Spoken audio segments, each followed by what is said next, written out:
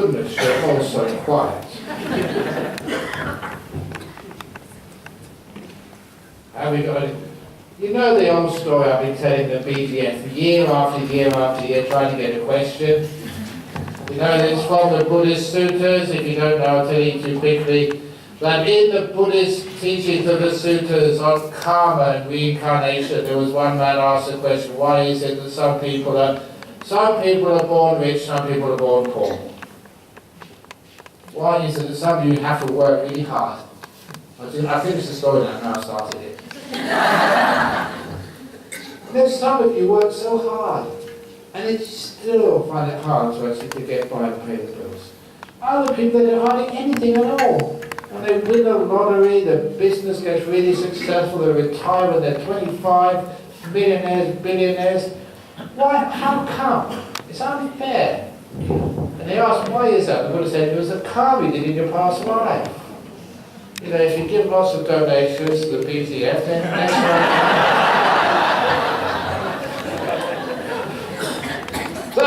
So it's about, they gave a good answer. If you're really stingy, you don't know how to use money, then next lifetime you won't have much.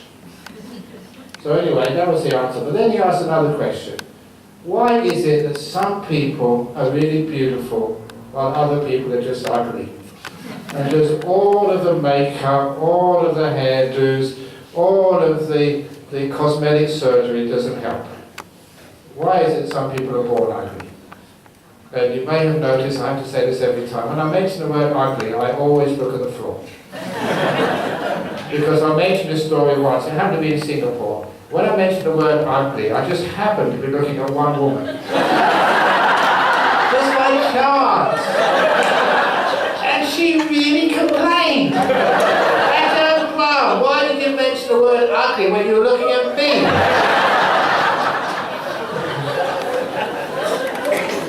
And even these days with scandals around, once I mention the word beautiful, I make sure I look at the floor as well. Just in case you don't get the wrong ideas. So, anyway, the Buddha gave a good answer. Then he came to the real question, why is it that some people are intelligent and some people are stupid? You know what it's like? Some of you work so hard to get through university. You studied extra hours, got extra tuition. And then some of these other people, they just hardly do anything at all. They just fly through university. I must say, that was me. I didn't do much work at university. I was partying, going out with my girlfriends, having a great time. I still did very well. And the Buddha said, the cause of stupidity in your next lifetime, why you will have to work even harder trying to get through university or even through school. The cause for stupidity in the next lifetime, this is absolutely true, the Buddha said this. The cause of stupidity in the next life is because you do not ask questions. The Buddha said that. If you don't ask questions, that's why you're stupid in the next life.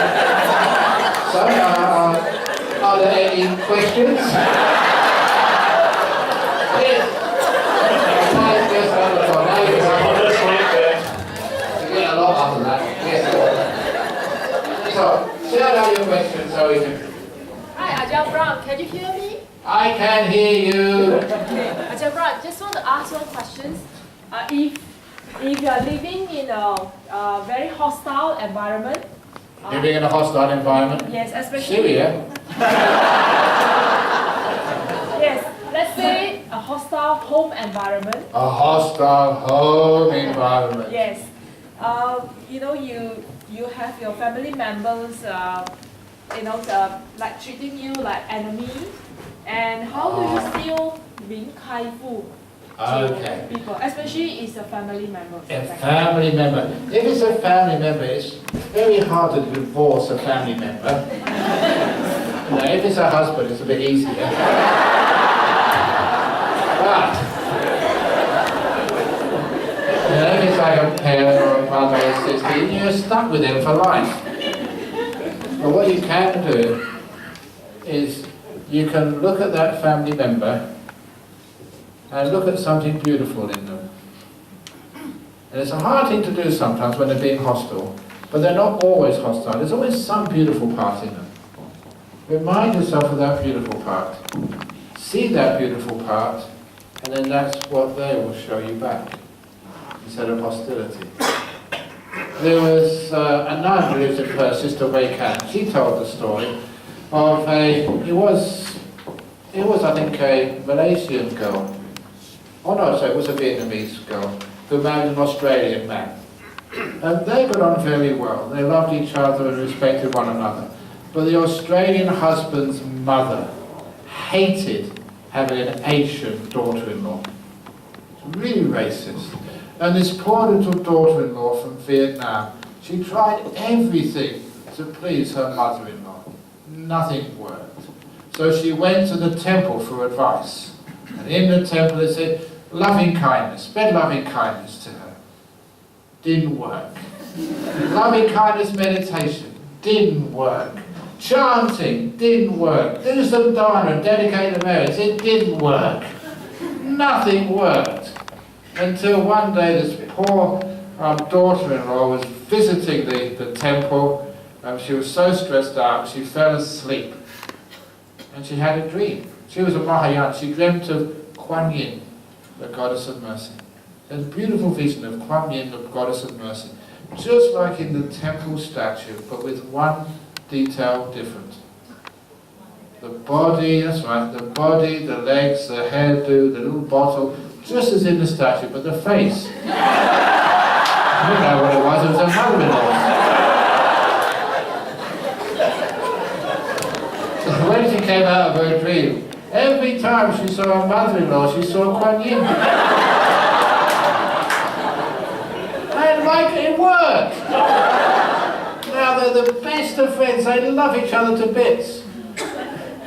So, whoever it is, just maybe your brother, doesn't matter what gender it is, just imagine, maybe it's your brother giving you a hard time, or maybe a sister. Imagine just saying Kuan Yin with your brother's face. Worth a try.